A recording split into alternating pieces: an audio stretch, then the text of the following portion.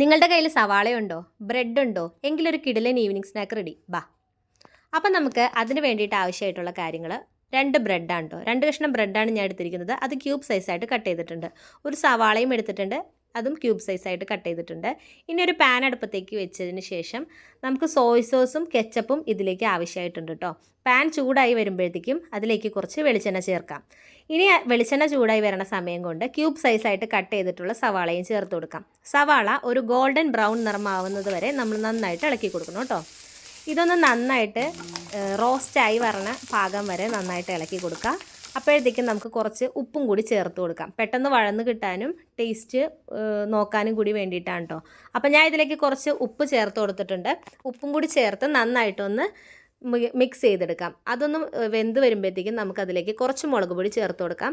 അവരവരുടെ ഇഷ്ടാനുസരണം നമുക്കിതിലേക്ക് മുളക് പൊടി ചേർത്ത് കൊടുക്കാം. പിന്നെ കുറച്ച് സോയ് സോസ് ചേർത്ത് കൊടുക്കാം. അതിനുശേഷം കുറച്ച് കെച്ചപ്പും കൂടി ചേർത്ത് കൊടുക്കാം കേട്ടോ. ഇത് രണ്ടും ഓപ്ഷണലാണ്, താല്പര്യമുള്ളവർ മാത്രം ചെയ്താൽ മതി.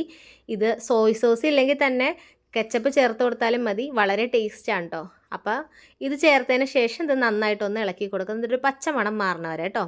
ഇനി അതിലേക്ക് നമുക്ക് കുറച്ച് ഗരം മസാലയും കൂടി ചേർത്ത് കൊടുക്കാം, ഒരു ടേസ്റ്റിന് വേണ്ടിയിട്ട് കേട്ടോ.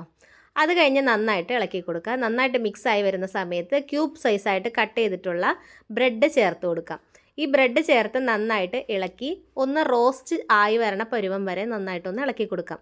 ഒരു മൊരിഞ്ഞ പാകം വരെ നമ്മളിത് ഇളക്കി കൊടുക്കണം കേട്ടോ. അപ്പോൾ ഇതുപോലെയുള്ള വീഡിയോസിനായിട്ട് എൻ്റെ ചാനലൊന്ന് സബ്സ്ക്രൈബ് ചെയ്യണേ. അപ്പോൾ ഇത് ഞങ്ങൾ ടേസ്റ്റ് ചെയ്ത് നോക്കാൻ പോവാണ്. 5 ആണ് ഇന്ന് ടേസ്റ്റ് ചെയ്യണേ കേട്ടോ. അപ്പോൾ ഇന്നത്തേക്ക് ഇത്രയേ ഉള്ളൂ. എല്ലാവരും ഒന്ന് സപ്പോർട്ട് ചെയ്യണേ. താങ്ക്